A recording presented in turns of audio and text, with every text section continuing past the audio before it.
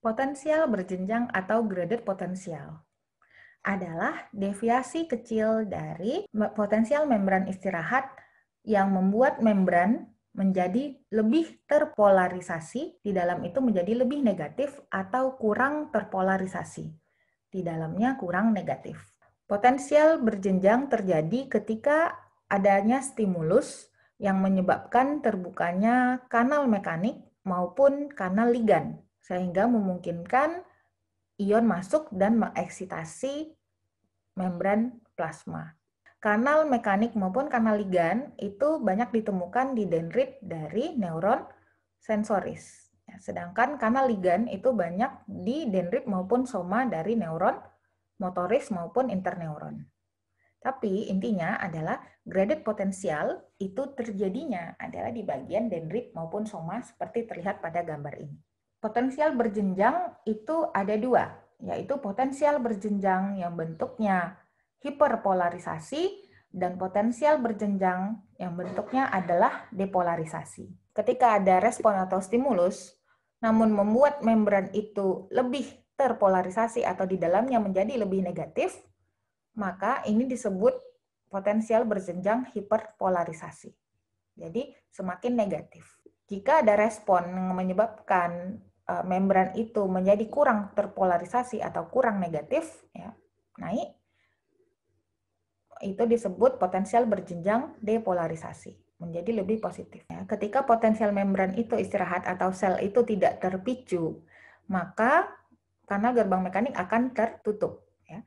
Ketika ada tekanan misalnya, maka akan menyebabkan kanal gerbang mekanik ini terbuka, sehingga memungkinkan ion kalsium maupun natrium masuk. Karena masuknya ion yang positif ini, ya, natrium maupun kalsium itu membawa muatan positif, maka akan mendepolarisasi membran, maka dikatakan potensial berjenjang yang tipe depolarisasi.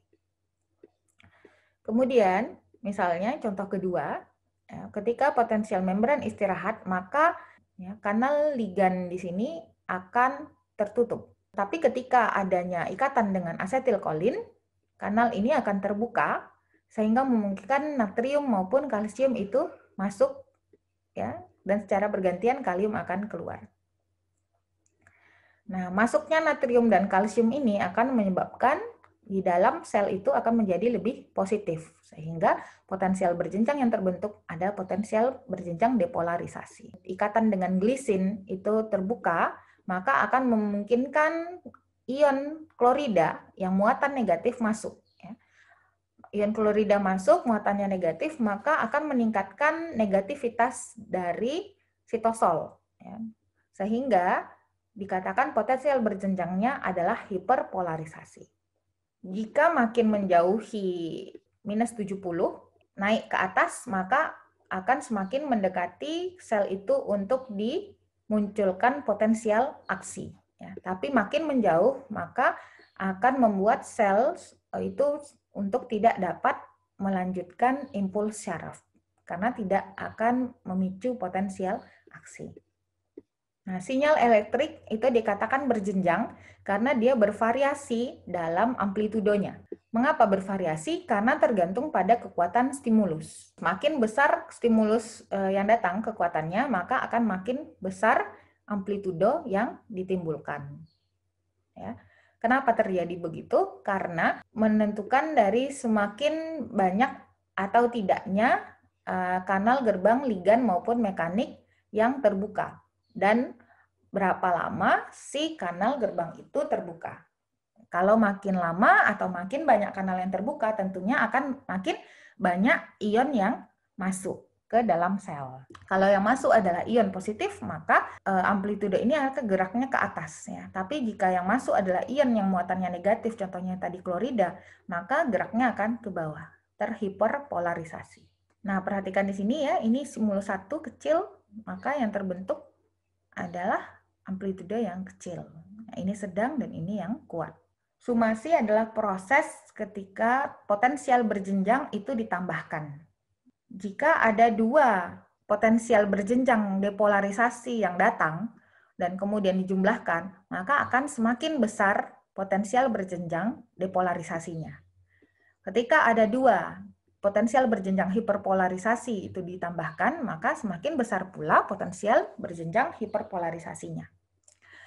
Kalau ada dua yang potensial berjenjang yang berlawanan, yang satu dipolarisasi dan yang satunya hiperpolarisasi, maka mereka dapat saling mengcancel atau menghapus satu sama lain sehingga potensial berjenjang akan menghilang. Ini contohnya ya, datang stimulus satu yang berdekatan dengan stimulus kedua, maka akan disumasikan ya, atau dijumlahkan sehingga akan muncul potensial berjenjang depolarisasi yang lebih besar.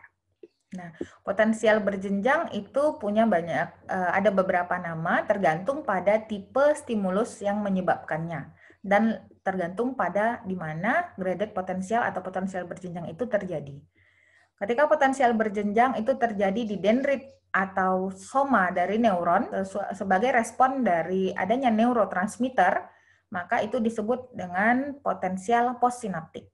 Potensial berjenjang yang terjadi pada reseptor sensoris, contohnya tadi ya di ujung jari menyentuh ballpoint, maka itu dinamakan potensial reseptor.